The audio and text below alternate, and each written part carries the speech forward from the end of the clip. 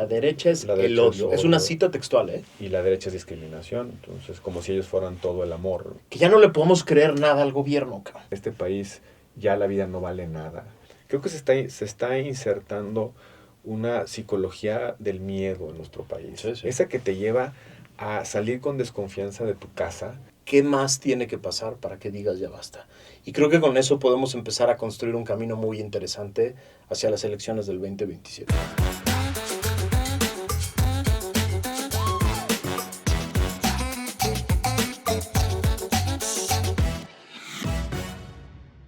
Hola amigas y amigos de La Desobediencia, estamos en un episodio más.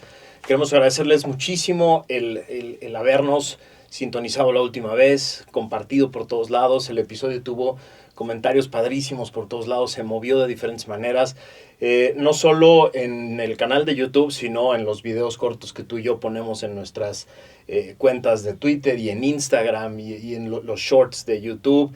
Y sobre todo la gente lo está escuchando mucho en podcast, como ustedes quieran, lo que más les acomode, lo que más les guste. Una cosa que te platicaba la vez pasada que está padrísimo es que varios de ustedes, alrededor del 40% de ustedes ven este programa en la televisión.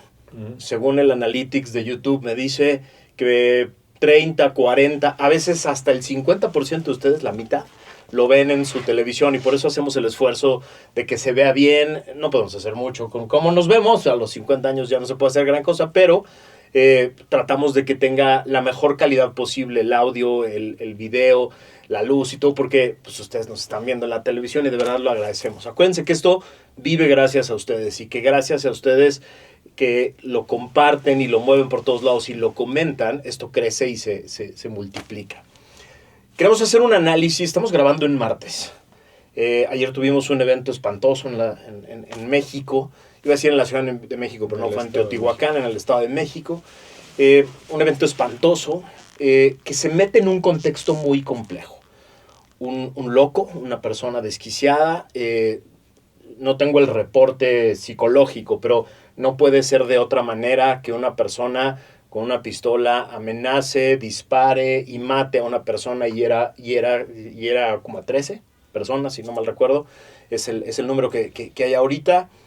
Y la retórica. Yo escuché el video, vi el video que alguien de los que está sometido en el suelo grabó, y es terrible lo que dice, es terrible la retórica de odio hacia los extranjeros. Dice algo así como, no son bienvenidos ustedes europeos, esta pirámide entonces, no es para ustedes. Es un lugar de sacrificio, no es para que se tomen una foto. Unas fotitos o algo así dice. Es una retórica espeluznante la de este tipo. La reacción del gobierno, pero queremos meterlo y analizarlo con ustedes en el contexto del Mundial. Estamos a 51 días del Mundial y la señora Sheinbaum dice una mañanera tras otra que puede garantizar, así lo dice, garantizar la seguridad de todo mundo. Es parte de lo que creo que tenemos que analizar. Se mete en el contexto, creo yo, de su viaje a Barcelona, ¿no? Y esta reunión con los narcopolíticos del continente y estas amenazas al presidente de Estados Unidos de, pues vamos a hacer todo para ayudar a Cuba y usted no va a gobernar el mundo. Y se mete en el contexto del Tratado de Libre Comercio. Está Jameson Greer en México platicando con el secretario de Economía sobre temas del Tratado de Libre Comercio y la seguridad, según el Brookings Institute, lo platicamos aquí, es un tema central en las discusiones del Tratado de Libre Comercio. Entonces, todo este tema de la seguridad tiene un contexto muy complejo. Este asesinato múltiple en las pirámides de Teotihuacán le decía ahorita a Roberto, yo no había visto hace años, ningún evento que saliera en todos los periódicos, noticieros y plataformas internacionales con esa vehemencia y con esa amplitud como este caso. Que se explica un poco por el contexto del Mundial, Max. Estamos a 50 y picos días de que se inaugure en nuestro país el Mundial de Fútbol, que es un evento internacional masivo, no solamente por la gente que sigue los partidos de fútbol, sino por la gente que se desplaza a seguir a sus equipos en las sedes en las que se celebra. Es natural que frente a un evento así, el mundo esté volteando a ver al país sede. Y no solamente en términos de seguridad, sino también en términos de logística, en términos de costos, si hay disponibilidad de hoteles, si hay transporte público, en fin. Muchos han cuestionado si México está preparado para poder recibir un evento de esta naturaleza. Y no solamente en términos de seguridad, insisto, sino si tenemos el aeropuerto listo, si habrá conectividad entre los estadios. En Estados Unidos hay una discusión ahorita con si no mal recuerdo, una autoridad que no va a pagar el transporte público para llegar el hecho de recibir un evento de esta naturaleza genera este tipo de discusiones. Pero lo que está muy claro para nuestro país es que también el Mundial se implanta en el contexto del problema de seguridad, que es el problema más sensible para la gente, después de años de abandono, después de años de colusión, después de años de complicidad, después del narcopacto, de los abrazos y no balazos, del desmantelamiento de las instituciones, de la falta de inversión, de la ruptura política, de la cooperación interna, por ejemplo, los subsidios federales para generar capacidades institucionales de las autoridades locales. Después de 7 años, 6 años en los cuales la política de López Obrador fue dejar pasar y dejar hacer, nos enfrentamos con un país pues, lleno de sangre, con el crimen organizado empoderado, con el crimen organizado ya no solamente con el control de las rutas o de las plazas para el negocio habitual de las drogas, sino también ya ahora como dueños prácticamente sustituyendo a la autoridad política de muchas comunidades del país, haciendo extorsión y muchas actividades. Entonces, estamos se sobreponen esos dos elementos. El hecho de que viene un evento internacional y que tenemos un problema crónico de seguridad. Súmale el tercer componente, que es la presión de Estados Unidos, que nos ha obligado a tener que hacer muchas cosas, a replantearnos la política de seguridad, pero también a replantearnos la manera en la que ejecutas la colaboración, y tienen al gobierno de la República un día sí y otro no, explicando qué tan profunda es la colaboración y qué tan soberanos somos, pero que sí cooperamos, pero que siempre con respeto a no sé qué cosa de nuestra integridad soberana cuando la hemos perdido frente a los delincuentes. Entonces, este es el contexto. Ahora, hago un comentario rápido para provocar la discusión contigo. Yo no he visto nunca un evento como el de Teotihuacán. Lo hemos visto, lo hemos estudiado, yo tengo algunos artículos sobre el tema de los tiroteos en Estados Unidos, Parkland, El Paso, Columbine, de muchos de los eventos en Estados Unidos. Que quienes hemos estudiado el fenómeno lo asociamos a 3 componentes. Uno, altísima disponibilidad de armamento. Sí. Segundo, este contexto de violencia privada que se vive en Estados Unidos, donde te vuelves más empoderado si estás con armas, y todo este belicismo de una cultura norteamericana muy acendrado. Y tercero, el abandono de los muchachos, de los jóvenes, tanto por familias, comunidades y escuela. Y eso ha explicado estos asesinos solitarios que en un ambiente de trastorno personal, con problemas mentales, deciden agarrar el arma que tiene su papá expuesta en el bar, la levanta, la carga y se va a la escuela y mata a sus compañeros. Lo habíamos visto y decíamos incluso que era un elemento característico de la cultura americana, de ciertas rupturas de tejido social allá, de algunos problemas sociales muy acendrados. Lo vemos en México. Y yo creo que el componente ahí es el de la polarización social, el de la polarización que está viviendo nuestro país. El hecho de que en este país ya la vida no vale nada. Esa persona probablemente sabía que podía asustar a la gente, ejecutar un plan, o probablemente no tenía conciencia de los hechos. Pero lo que sí nos refleja es que en México tenemos ya una situación de polarización, de odio, en el cual con ciertos elementos una persona puede cobrarse la vida de otras en pleno lugar público. Y es ahí donde creo que está el punto. ¿Qué le está pasando a nuestra sociedad que ya tenemos esos asesinos solitarios? Fue muy... Es muy importante todo esto que dices. Creo que tenemos que analizar punto por punto. Sí, porque hay muchos matices y hay mucho contexto que explica todo esto. Insisto, estamos grabando en martes. Y quiero insistir en esta parte porque yo vi primero, Beto, muy rápido al aparato de propaganda salir a poner cosas como para tratar de empujar hacia un lado del espectro ideológico a este personaje. Que si era fan de Hitler, que si tenía propaganda de Columbine, etc. La playera. Muy rápido salió hoy, sin tener un diagnóstico, en la mañanera el encargado, uno de los encargados de seguridad va a decir que tenía problemas psicológicos y que no sé en qué momento hizo ese análisis. Sin ninguna referencia a su entorno, porque hasta el momento yo también escuché la mañanera, ningún elemento de iba a terapia, tenía fuimos problemas, a su casa, hablamos con su doctor. Nos habían dicho que tenía problemas en su entorno. Nada, lo aventaron. Creo que muy apenas se sabían el nombre y ya lo estaban diagnosticando clínicamente, ¿no? Lo aventaron así. Y entonces mi intuición es que tiene que ver con el discurso de esta persona en el video que está volando en las redes. Si no tienen estómago suficiente para ver estas cosas, no lo vean. Es escalofriante. Yo todavía me retumban las palabras de este tipo amenazando. Se oye que está amenazando a una mujer, que le está sometiendo, que le está diciendo que se agache y que corte un plástico de no sé qué. Es una cosa terrible. Y luego se avienta una serie de frases en torno a: ustedes europeos no tienen que estar aquí, esto es un lugar de sacrificio, no para que se tomen fotos. Hay una retórica que claramente se podría identificar de un lado del espectro ideológico, y mi primera preocupación es que lo que más le ocupó al gobierno y al aparato de propaganda es salir a ponerlo del otro lado para tratar de quitarse culpas, ¿no? Ese es mi primer tema de preocupación. Mi segundo tema de preocupación, Beto, es que ya no le podemos creer nada al gobierno, cabrón. O sea, han mentido tantas veces de tantas cosas. La propia señora Sheinbaum ha mentido de manera verificable de tantas cosas, tantas veces, que hoy no sabemos, por ejemplo, si se suicidó o si le dispararon de lejos. De pronto hoy escuché a Omar decir que le dieron en una pierna, pero luego él se tiró.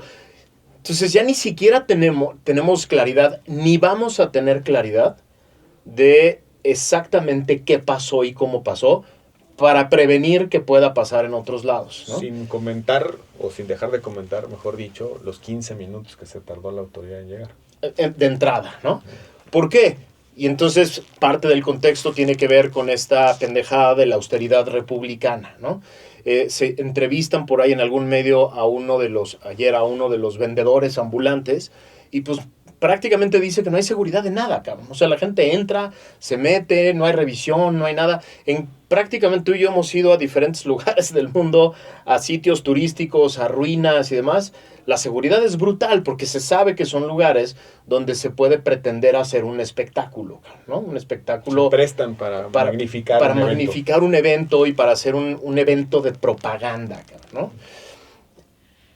El que ni siquiera el gobierno quiera entrar al análisis de justo eso, de el cuate está parado a la mitad de la pirámide de la luna, sometiendo a personas, haciendo discursos y demás, es muy emblemático, cabrón. Es muy emblemático que no queramos entrarle al debate que tú pones muy bien, que es el del odio, el del discurso del odio, el del discurso xenofóbico, antituristas, antieuropeo. No le vamos a querer entrar, y entonces el gobierno va a construir, creo yo, una versión de es un caso aislado, es un loco más de los que hay en el mundo que un día agarró una pistola y se puso a matar gente, caso cerrado. Me preocupa mucho eso, porque entonces no vamos a atender este tema que apuntas de el discurso que nos divide entre el pueblo bueno y todos los demás que voltean a ver a otros lados para tratar de desarrollar a la República Mexicana, y que son entreguistas o que son pro-gringos o que son pro-europeos o pro-imperialistas. Y este discurso tiene una sola fuente que durante 6 años lo estuvo poniendo, machacando, generando desde su tribuna.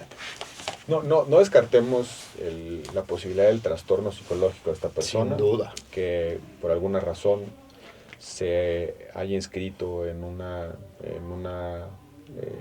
pues una confusión, falta de conciencia, lo que quieras. No descartemos eso. Que haya tomado una pistola y que haya planeado ese evento de la manera en la que lo hizo. Pero yo creo que siempre hay un contexto social que explica el comportamiento individual de las personas. Y ese contexto social sí es el de una amplísima polarización, ¿no? Podemos también citar los partidos de fútbol antisemitas, antijudíos, Uh-huh. En la Universidad Nacional. Sí, sí. Hay también muchos indicadores, Max, de que que ese contexto está ya radicalizando posiciones, que evita el encuentro, que evita la empatía. Sí, sí. La violencia... A todos los académicos y demás que han corrido de la universidad y de varios lugares públicos porque no compaginaban con este discurso antisemita o no se ponían la bandera palestina, ¿no? O la reacción que tiene un representante popular, le pongo nombre y apellido, Noroña, frente al reclamo de una madre buscadora. Sí, sí. Cómo le encara, pues es un gesto de violencia, de falta de tolerancia, falta de empatía, falta de sensibilidad. Pero eso lo podemos ver en muchos casos. Yo creo que ese contexto social sí explica o puede explicar muchas de las cosas que individualmente una persona puede considerar hacer o dejar de hacer. Entonces, ahora, la presidenta llega después de un evento en Barcelona, la primera visita que hace, que yo celebro que ya empiece a salir de México y visite el mundo. Lo primero que llega a decir es: la derecha es odio. Tal cual. Y dice... La derecha es el odio. Es una cita textual, ¿eh? Y la derecha es discriminación. Entonces, como si ellos fueran todo el amor. Y esta división entre fifís, entre la mafia, esta división entre el pueblo bueno y el pueblo malo, entre nosotros y ellos, acuérdate de patriotas traidores a la patria, sí, sí. Todas esas categorizaciones que polarizan a la sociedad, las personas los escuchan y pueden motivar sentimientos de venganza, sentimientos de repulsión hacia el otro, sentimientos de violentos, puede despertar ciertos comportamientos. Que no nos extrañe, Max, que parte de estas explicaciones estén ahí. Pero vuelvo al punto nodal de este evento. No nos pasaba en México, nos está pasando. La reacción del gobierno federal es un loco, lo digo con respeto. Me refiero uso la expresión para tratar de hacer plástico. Es un loco solitario que hizo eso y no había manera de evitarlo. La seguridad, a 50 días del Mundial, se dieron cuenta por este evento en concreto, pues que hay que poner arcos de seguridad en un evento al que van miles de personas todos los días, que hay que prever el hecho de que va a haber otros lugares con una altísima presencia de turistas y que la Secretaría de Cultura pues, va a tener que hacer algo para por lo menos fijar protocolos. Eso lo anunciaron hoy, a raíz del evento de Teotihuacán, a 50 días del Mundial. ¿Qué significa? Pues que no estaba en la agenda. Tuvo que pasar una cosa así para que se dieran cuenta que en los sitios con valor turístico o cultural, pues hay también un riesgo y un reto de seguridad.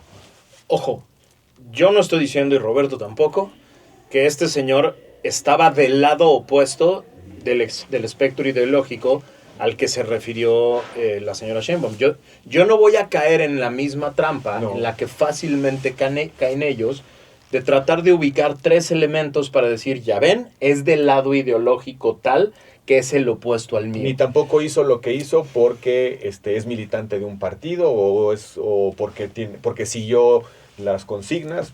Eso no lo estamos diciendo, y eso es muy importante aclararlo, porque sí hay, desde ayer, personajes cercanos a parte del aparato de propaganda que rápido están haciendo este esfuerzo de ponerlo de ese lado para evitar el contexto. Por una cosa que es bien importante, Beto, que es que desde hace 7 años, los últimos 7 años, el narcorrégimen morenista vive peleado con el contexto, vive peleado con la realidad. O sea, López Obrador instauró esta idea de comunicación en la que la autocrítica es inexistente. No puede haber un solo rasgo, momento, aceptación de responsabilidad, porque eso es traicionar al movimiento o eso es abrir una puerta. Y así ha operado y así ha generado todo un aparato mediático, de plataformas digitales, de youtuberos, de influencers y demás, que desde las mañaneras reciben la señal de vamos a defender este posicionamiento a ultranza a pesar de la realidad. Y ese hoy es el pedo. O sea, hoy el pedo es que cuando queremos analizar un evento como este, rápido de un lado tratan de generar un contexto muchas veces absolutamente fantasioso y sin ningún elemento claro y de contexto. Y de este lado tratamos de generar un análisis casi siempre sin elementos claros, porque el gobierno, en lugar de dedicarse a dar información veraz, a poner los datos, a explicar los casos, es un aparato que se encarga de negar, mentir, desviar la atención, crear fantasías, tratar de imponer éxitos que no existen. Y entonces, cuando queremos analizar un caso grave como este, o todos los que están pasando en diferentes lugares del país, tenemos, los que no somos parte del aparato de propaganda, que buscar fuentes alternas de todo tipo para tratar de entender qué chingados está pasando. Y aunque parezca burla o sarcasmo, hay que agradecer que por lo menos no salieron con la conspiración, ¿no? Sí, sí. Que era hasta hoy. Hasta ahorita. hasta hoy. Por lo menos que hayan reaccionado inicialmente con esta, pues es de agradecerse, porque hace algunos años hubiesen dicho, claro, es la derecha y son los conservadores los que están conspirando contra la paz en nuestro país porque quieren manchar al régimen y que no salga bien el mundial. Lo hubieran dicho, no sí. Estoy exagerando. Ese era, no.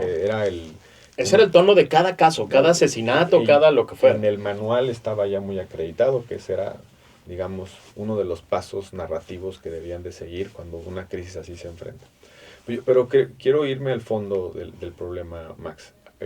Ya tenemos unos eventos así que nos ponen frente a la enorme fragilidad de la vida humana, frente a la imprevisión. Uh-huh. Es muy difícil. El sistema judicial y de procuración de justicia del mundo, de inteligencia y de investigación en seguridad pública y seguridad nacional en Estados Unidos, le ha pasado, y muchas veces. Sí. Pero también la discusión... Pero también previenen miles que no conocemos. Esos también previenen miles, y seguramente los casos que acontecieron fueron los casos aislados, donde faltó la previsibilidad, en fin, donde fallaron algunas cosas. Pero ya ¿cuándo le vamos a dar el golpe a que algo está pasando en nuestro país, más allá de la polarización política? Creo que tenemos que reconocer la fractura social, la fractura de los entornos comunitarios que nos permiten entendernos y convivir con los otros. Es decir, hay algo más. Ya no es una disputa oposición-gobierno, ya no es una disputa entre ricos y pobres. Parece que se está convirtiendo esto en una tensión entre los propios hermanos, las propias familias, entre los mexicanos. Y desafortunadamente la división política, que luego se convierte en división social, inicia desde el discurso político. Es decir, el hecho de la centralidad que tienen los actores políticos, el megáfono que tienen, la imagen que proyectan, la representación que algunos entienden de esas personas, que al final de cuentas son líderes políticos y sociales de su país. También esos tonos son aceleradores, intensificadores de eso. No le podemos pedir a un país que esté en paz, que no haya violencia, cuando desde el centro del poder andan mentándole la madre todos los días a los que piensan distinto.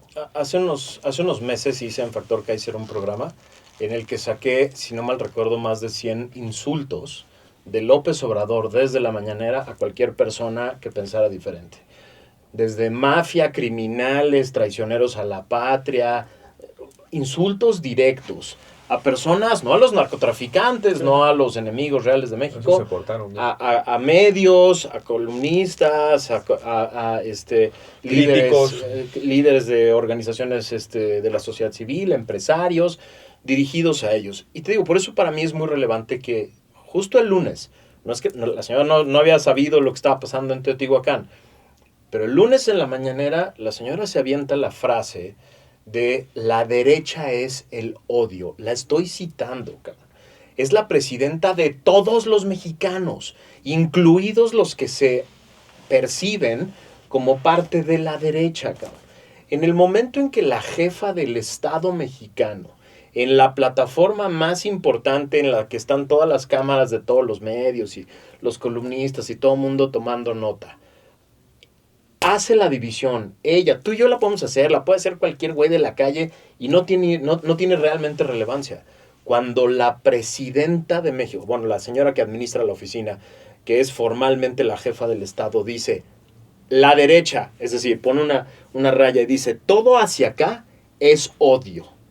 Los de acá somos los buenos, es directamente abonar a este conflicto profundo del que estás hablando. O sea, sí. no es lo mismo, ni siquiera es comparable la expresión de un militante de un partido, de un líder social, mentándole madres a la presidenta o a un senador y ubicándose en un lado del espectro ideológico. No es ni siquiera comparable lo que pueda decir cualquier mexicano que esté debajo de la plataforma de la jefatura del Estado mexicano. Cabrón. Es que además las comunidades se mantienen su cohesión, su unidad, no solamente por un sentido de pertenencia, sino por compartir un proyecto de vida, un proyecto de comunidad. Cuando empieza a haber tensión de bandos, pues esos tejidos se van rompiendo, se van haciendo débiles. Y súmale que tenemos un entorno en el cual la institucionalidad, el Estado, no resuelve a tiempo la conflictualidad. No atiende, ahora sí que las causas que promueven la violencia o que provocan la violencia. Y genera justicia. Y no pacifica a tiempo. Entonces, si al problema de la altísima conflictualidad que tenemos en el país le agregas que la polarización social está inducida desde el poder por propósitos y objetivos de naturaleza política, no nos puede sorprender que esto se descomponga. Sí, sí. Y se descompone de la manera más dura, se descompone a través de un joven que no sabe qué está haciendo, de una persona que, insisto, compremos el argumento de que tenía alguna sociopatía, que tenía algún problema psicológico, etc. Se va rompiendo por ahí. Y eso provoca miedo. Hay muchas personas que van a decir, pues yo de loco voy a pararme en Teotihuacán, si esto me puede pasar en cualquier lugar. La gente empieza a volverse refractaria frente al otro. Entonces se profundiza el aislamiento. Ya no confío en el que está ahí porque me puede hacer cualquier cosa, entonces me meto a mi casa, me encierro con 3 candados. Y ahí es donde se termina de romper el sentido de comunidad.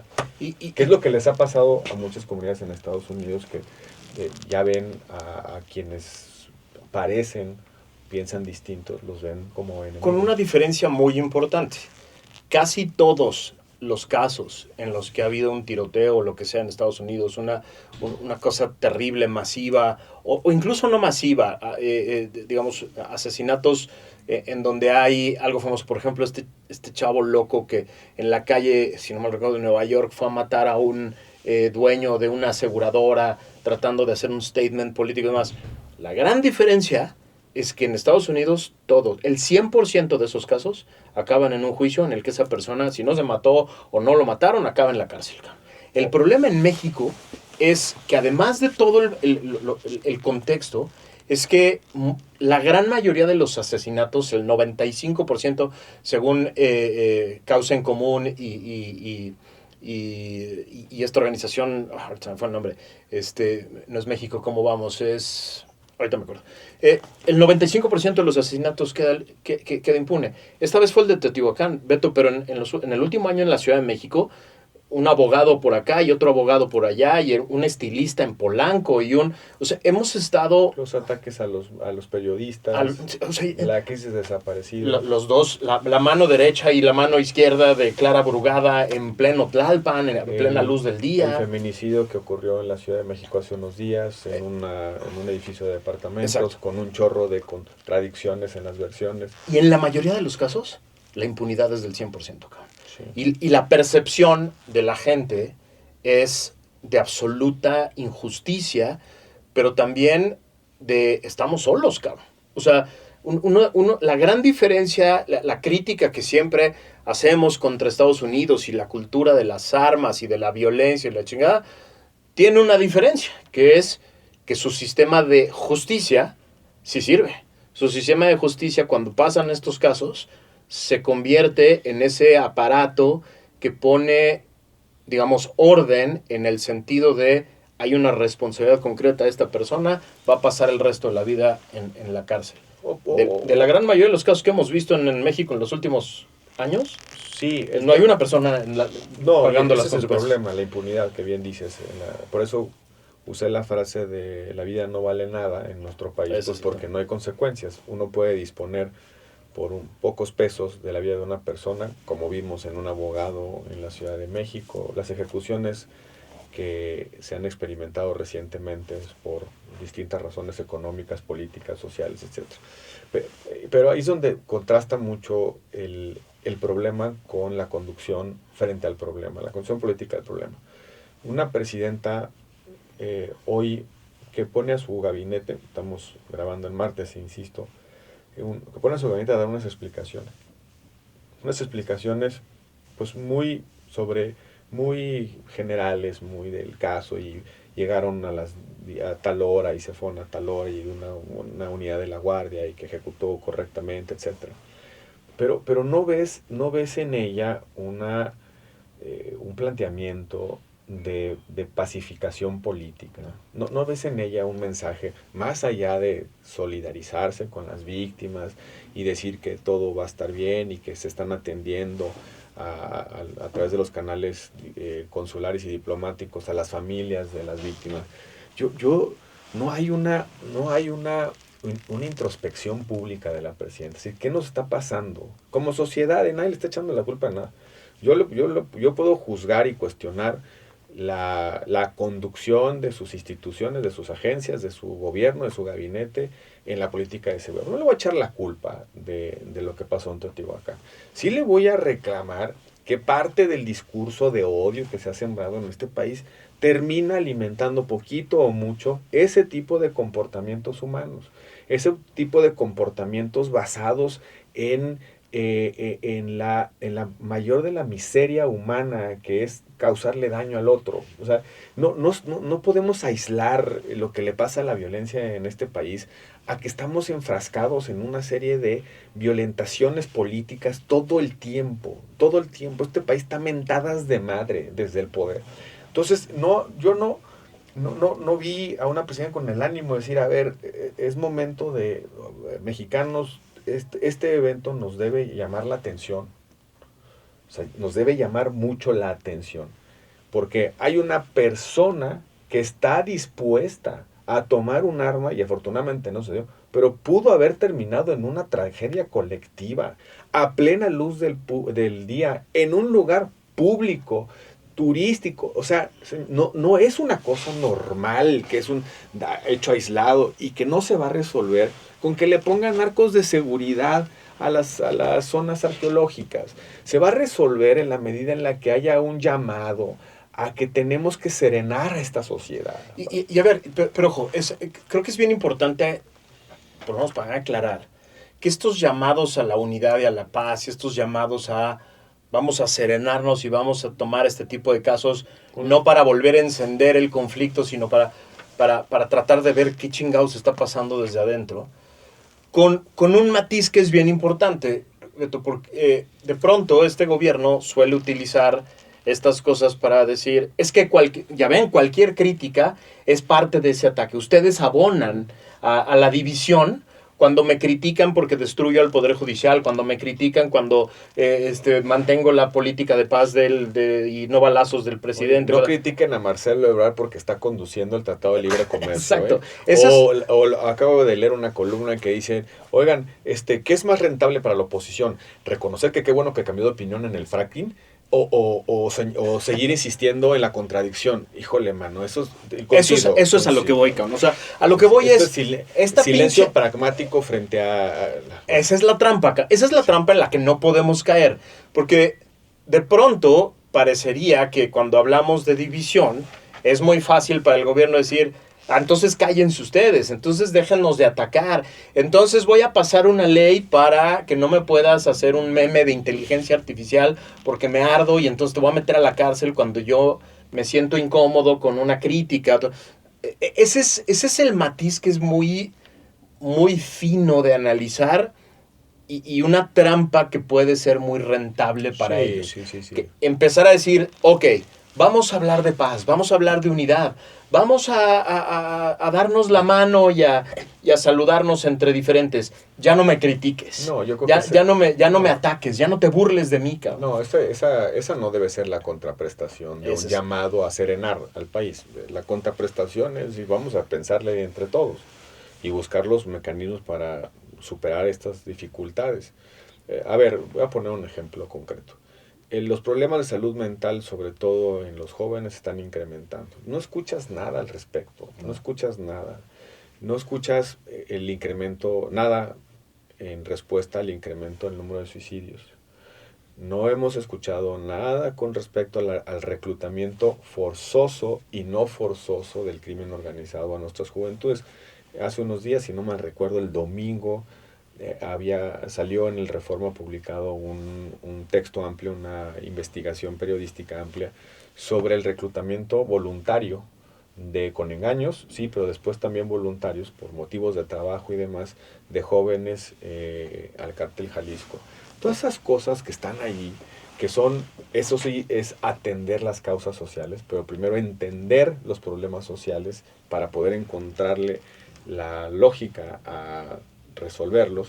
Todos esos no están en la discusión pública, no está en la discusión, no está en la mente de los líderes que deben encaminar a una sociedad.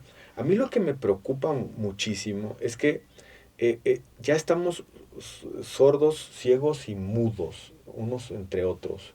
Creo que se está insertando una psicología del miedo en nuestro país. Sí. Esa que te lleva a salir con desconfianza de tu casa, correr a tu trabajo y regresarte lo antes posible para volverte a encerrar a tu casa, cuidar a los tuyos y de ahí no salir.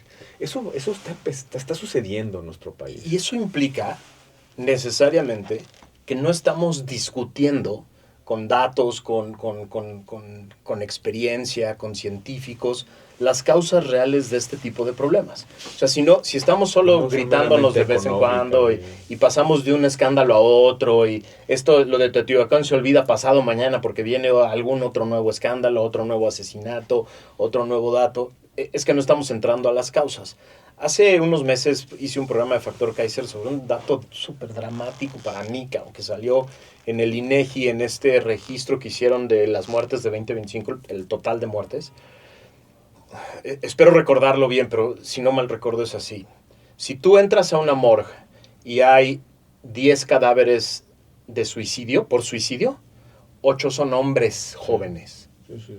Y si entras al cuarto de al lado y están 10 personas asesinadas, también 8 son hombres jóvenes. Sí, menores de 40. Está cabrón eso, güey. O sea, el que no estemos como sociedad tratando de entender qué está pasando con los hombres jóvenes, que son los que se suicidan 8 de cada 10, y a los que asesinan 8 de cada 10. Y que en lugar de eso queramos echar discursos sobre está garantizada la seguridad y vamos a poner unos arcos y vamos a poner más cámaras y ustedes ya no anden preguntando. Y no queramos entender de verdad qué está pasando con los hombres jóvenes de este país en este drama de la violencia, del reclutamiento del narco, de por qué son los que asesinan 8 de cada 10. El que no queramos entrarle a ese tema implica que se va a seguir acrecentando o por lo menos perpetuando y eso sí genera divisiones muy profundas en la sociedad, cabrón. O sea, porque esos hombres jóvenes son hijos, son esposos, son padres de familias que se quedaron sin alguien porque nadie atendió su problema mental y se suicidó, o porque nadie atendió sus problemas o económicos o sociales, se reclutó en el crimen organizado y lo asesinaron. Y sería bueno poner ese énfasis a propósito del Mundial. Es que no es el tema del Mundial. El Mundial pasará. Va a ser. Con éxito o sin éxito logístico. A lo mejor todo sale bien. Habrá eventos que hagan que el balance sea negativo. Pero después del Mundial seguiremos en la misma sociedad. Aquí vamos a estar. Y a lo mejor el Mundial nos trae muchas alegrías y hay dinero y se provoca la inversión y el gasto y vienen muchos turistas y los restaurantes están repletos. Pero habrá un día después. El día después es esta sociedad profundamente violentada, esta sociedad profundamente rota. Creo que ahí hay un reto. En otros momentos hemos hablado aquí, que creo que la gran reforma no es institucional, la que nos falta o la que debemos acometer. La gran reforma es social. Uh-huh. La gran reforma es social. Pero ¿cómo no va a haber tensión social si le meten la mano los libros de texto en la educación? Desde ahí te enseñan una historia de andar de víctima y victimario. Victimario. Sí, sí. ¿Por qué no va a haber reflejos intolerantes si te cuentan una historia de un México precolonial, puro, de una raza que venía con un proyecto, o mejor dicho, que era designado por el cosmos para poder ser una de las grandes civilizaciones, etcétera, y llegaron los malditos españoles y esto se desmadró? ¿Cómo no va a haber? Y luego los españoles se sustituyeron por los ricos, por los empresarios. Y luego llegaron el PRIAN y todas esas cosas. ¿Cómo, si le estamos sembrando a los niños pedagogía de odio, pedagogía de resentimiento, por qué nos va a sorprender que conforme la vida se va generando angustias, conforme va generando soledades, conforme va generando problemas de comprensión de la realidad, que el comportamiento se desvíe hasta lo más inhumano? ¿Cómo no nos va a empezar a generar eso? ¿Cómo no vemos que desde la educación no estamos implantándole a los jóvenes, a nuestros niños, empatía, formas dinámicas de entenderse con los otros? Tú y yo hemos sido profesores universitarios. Yo noto un cambio muy duro, derivado no de lo político, derivado del solo hecho del cambio comunicacional, ¿no? Cómo las personas nos estamos envolviendo en estos pequeños conos introspectivos donde nos hablamos a nosotros mismos, porque precisamente lo que nos regresa a las redes sociales son nuestros propios gustos o disgustos.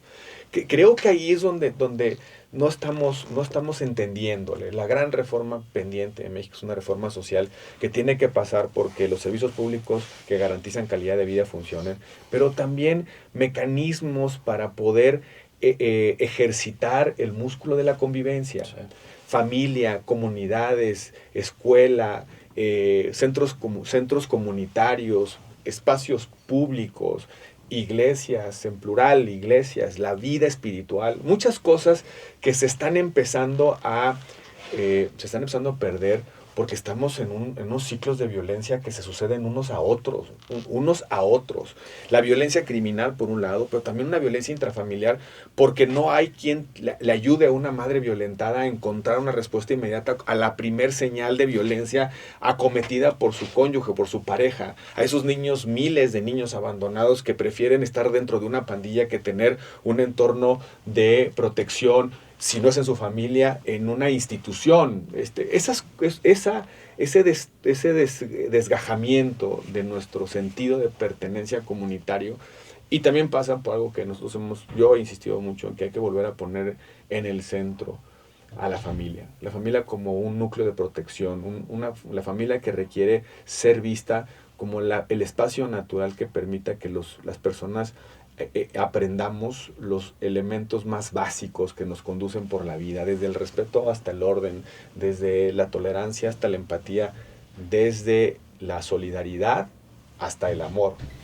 Y creo que también es un gran momento, ya para para proyectar esta parte final del programa hacia el futuro. Es un gran momento, una gran oportunidad para que ustedes se pregunten qué tipo de liderazgos políticos quieren. Es el momento para preguntarse. ¿Divisivos o inclusivos? ¿Quieren seguir con estos liderazgos políticos que para cuidarse el pellejo, su chamba, su prestigio, son capaces de mentir de este tipo de casos y de todos los demás? Son capaces de esconder la verdad, son capaces de no entrarle a las grandes causas que hemos platicado, son capaces incluso de abonar a la división, al encono, a la violencia. Son capaces de ponerle más de 100 adjetivos desde la mañanera, desde la plataforma, desde la jefatura del Estado mexicano a todo aquel que no piense como ellos. Ese es el tipo de personas, de líderes políticos que quieres para resolver los problemas cotidianos de tu vida. Es un gran momento para preguntarse eso, porque parte del problema es que, por ejemplo, las plataformas llamadas redes sociales premian eso. O sea, lo que saben estos cabrones, los populistas autoritarios, saben que los algoritmos de las plataformas premian el encono, premian el enfrentamiento, premian la violencia. O sea, te hacen más visible, te mueven más, te hacen más popular si eres recalcitrante, si eres una mierda, si eres controversial, si generas opiniones que son antisociales. El algoritmo lo premia porque genera engagement, ¿no? Uh-huh. Y entonces los populistas dijeron, pues no me voy a pelear con eso, cabrón. Y entonces mentir, decir cosas que nunca van a suceder, atacar de manera violenta al que piensa diferente a mí, etc. Ese tipo de liderazgos ya nos probó con hechos y datos duros que no resuelven tus problemas. No. La economía está en cero, la inseguridad está peor que nunca, la violencia está desbordada por todo el país, no hay mejores empleos para ti, no hay mejores sueldos para los empleos que puedan encontrar tus hijos que salen de la universidad. O sea, ese tipo de liderazgo político ya probó el fracaso. Uh-huh. Ya lo tenemos en dato duro. En 2018, algunos incautos podían decir, bueno, pues vamos a probar, cabrón, ¿no? A ver, vamos a darle la oportunidad a ver qué sale. 7 años después, ya no puedes hacerte güey con, pues quién sabe, a lo mejor sí le sale. No, ya no le salió. Es un gran momento para replantearte como persona con una credencial de elector, qué tipo de líderes políticos quieres, cabrón. Y también debemos ya empezar a ponerle cascabel al gato. El discurso político es un arma. Sí, sí. Así como puede ser el instrumento para provocar la cooperación y la superación de los conflictos, también es un arma que puede destruir una reputación o que puede crear una discordia social profunda. Uh-huh. Es un arma. Puede ser el instrumento civilizatorio por definición o puede ser el instrumento o el arma que nos lleve a la guerra fratricida. ¿Qué le debemos empezar a exigir a quienes nos representan en el liderazgo político y que utilizan el discurso político como su herramienta de trabajo? ¿Qué queremos que nos digan? Yo no creo que lo socialmente útil hacia adelante es que sigan abonando a la polarización. A ti no te sirve nada. Mejor díganos cómo vamos a resolver el problema o cómo nos vamos a convocar para pensar juntos el problema. No es que, ahora sí lo hablo desde la perspectiva de la oposición, yo no le estoy pidiendo que la presidenta tienda una mano a sus opositores, no está en su ADN, que abra una mesa en la cual empecemos a negociar cosas. No, yo quiero que alguien empiece a darle el golpe a esto, el golpe profundo. Sí. Esta expresión de tocamos fondo. Algo gravísimo está pasando. ¿Qué más debe pasar para que reconozcamos que a esta sociedad le está pasando algo y muy grave? ¿Cuál debe ser la cifra de los desaparecidos para que en lugar de andar cuestionando las observaciones internacionales, las conclusiones de organismos independientes o la colaboración que te prestan otros países, en lugar de estar tratando de entender junto con ellos ese problema, estás desconociendo, inventándoles la madre y recibiéndolos a regañadientes? ¿Qué más tiene que pasar para que nos demos cuenta que hay un problema de reclutamiento de nuestros jóvenes, como sucedió en Rancho Izaguirre? ¿Qué más tiene que pasar para decirnos que hay un problema grave en nuestra economía que está derivado de que le hemos entregado el poder de gobernarnos a los criminales? ¿Qué más tiene que pasar? Sí. O sea, ya ahora una persona entra a Teotihuacán y mata una y hiere a muchas más. ¿Qué falta para que digamos, oigan, tenemos una bronca? ¿Qué provoca esa catarsis social? No sé, que nos pongan un coche bomba en el mundial. ¿Qué más? Que por cierto, ya hemos visto esas experiencias, pero otra vez, ¿qué ha pasado? ¿Qué sucedió en Michoacán con lo que a muchos denominamos como ejercicios de actos terroristas atribuidos al crimen organizado? Nos pasa de noche que explota un coche bomba en el aeropuerto, saliendo del aeropuerto del AIFA. O sea, es que ya tenemos que ya tenemos que empezar a recuperar el sentido de sorpresa y de indignación, y eso es algo muy grave, porque si no sucede eso, pues ¿cómo le exigimos? Sobre todo porque estamos en el año 7, cabrón. O sea, si estuviéramos en el año 1, si esto fuera 2019 y el discurso fuera, espérenme, estoy rehaciendo y destruyendo todo lo que hizo el PRIAN para hacer algo nuevo, espérenme tantito para tratar de dar resultados, podrías decir, bueno, está bien, cabrón, o sea, esto suele suceder cuando hay un cambio de régimen y vamos a ver cómo... No, es el año 7.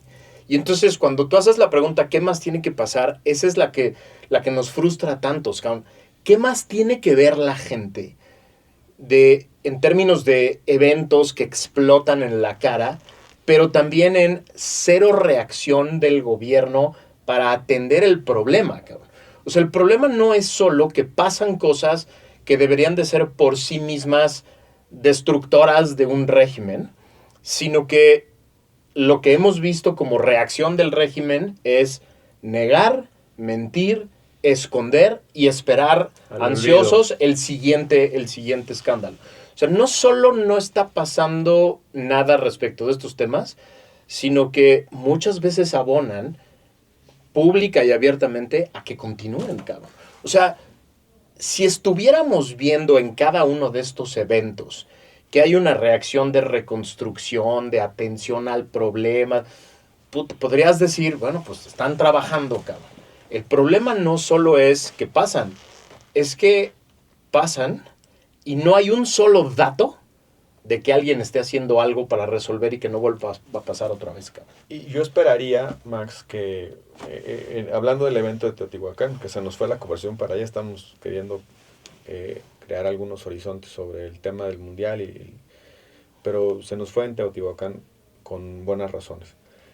Yo esperaría de alguna instancia seria, responsable, que nos cuente la historia de lo que pasó allí. Sí, sí. Porque esas historias se vuelven también pedagogía social, esas historias se vuelven conmociones que pueden generar respuestas sociales, ¿no? Yo sí quiero saber si efectivamente tenía algún problema de salud mental. Si teníamos un problema con datos de salud, duros. Sí, bueno, lo menos, no con la interpretación de testimonios directos o indirectos. Si tenía un problema de salud mental y no fue detectado por su familia o por la comunidad, pues ahí hay otro problema. Si tenía un problema de salud mental y se le negó la atención, pues ahí hay otro problema. Si tenemos algún rastro por la reconstrucción de sus redes sociales, de que llevaba tiempo planeando esto, pues tenemos otro problema, porque significa que no hay capacidad del Estado de poder detectar a tiempo estas cosas. Si tuvo una motivación política, me refiero a ideológica, sí. Esto de españoles contra indígenas, no lo sé, por lo que escuchamos en el video, que es terrible, pues también me gustaría saber si se está cuajando en nuestro país una sensación así. y sería importante sociológicamente Importantísimo. detectarlo. Si ya tenemos un problema en el cual se están despertando emociones xenófobas en nuestro país, lo tenemos que tomar muy en serio y deberíamos empezar por bajarle algunos tonos desde el poder. Porque si andas diciendo por todos lados que el otro no merece estar donde tú estás, pues creo que eso puede ser parte del problema de una intolerancia crónica que se está generando en nuestro país y que por cierto también puede ser parte de un problema que puede estar alimentando la propia violencia, ¿no? O sea, Porque no solamente asociar la violencia al crimen organizado. Esta parte pedagógica que apuntas es muy importante, porque podemos criticarle 1000 cosas a Estados Unidos, 1000 cosas, pero de todas y cada una de estas tragedias han surgido estudios, libros, documentales, informes, comités especiales de investigación, reformas, en cada uno de los casos, cabrón. En el de Florida, en Columbine, en los diferentes casos que ha habido en Texas. Oye, por lo menos un buen documental que nos ayuda a conmocionar la historia, conmocionarnos frente a...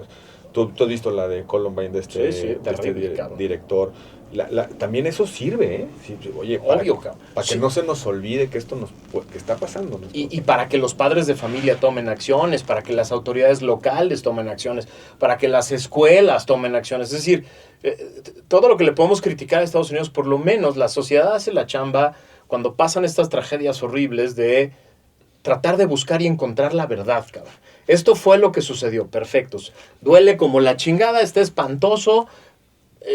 Nosotros que pertenecemos a la sociedad tenemos que hacer todo tipo de reflexiones, pero esto fue lo que pasó. Y se abren debates, por ejemplo, después de Parkland, que fue un tiroteo masivo, se reavivó la discusión sobre el control de armas. Y yo recuerdo una audiencia pública en el Congreso donde las víctimas de Parkland fueron a decirle a sus congresistas, ya estuvo bueno. O sea, se generan muchas cosas. Pero por eso no puede caer en el olvido. Oye, nos van a decir que es un asesino solitario que estaba mal de la cabeza. Muy bien.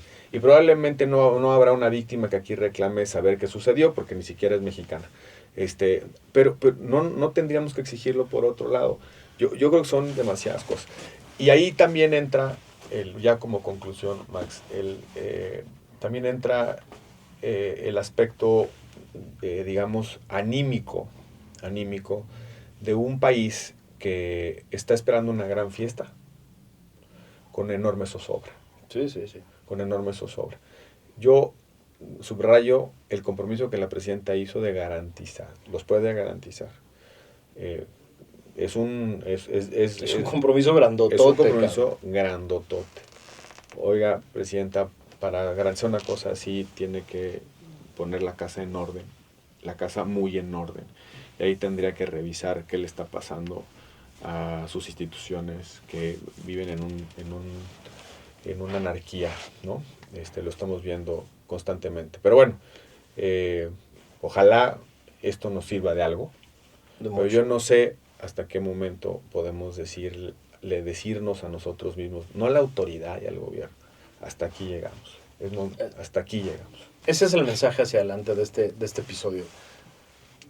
Tendríamos que provocar en nosotros, en ustedes, en su familia, en sus amigos, esta idea de hasta aquí. Y no es vivir permanentemente enojados, frustrados. Hay muchas cosas increíbles de la vida.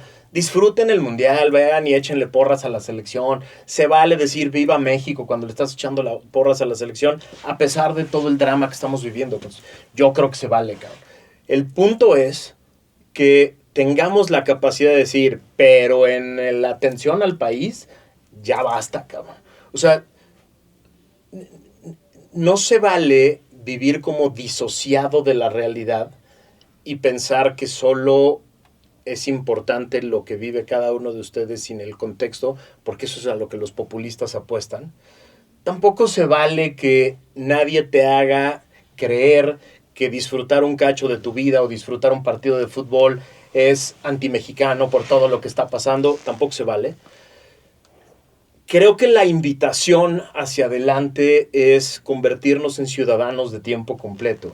Que tengamos la capacidad de distinguir ¿Cuándo puedo pasar un rato increíble con mi familia viendo un partido de fútbol? ¿Y cuándo tengo la obligación de voltear al gobierno y decirle ya basta?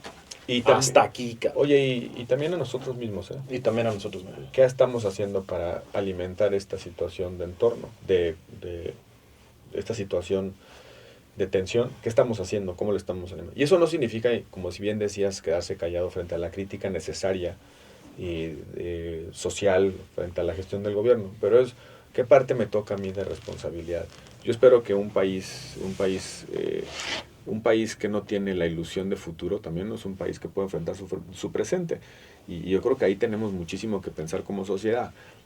No nos podemos acostumbrar a que se rompa nuestra ilusión de futuro en cada día y no nos demos cuenta de la gravedad de lo que eso significa.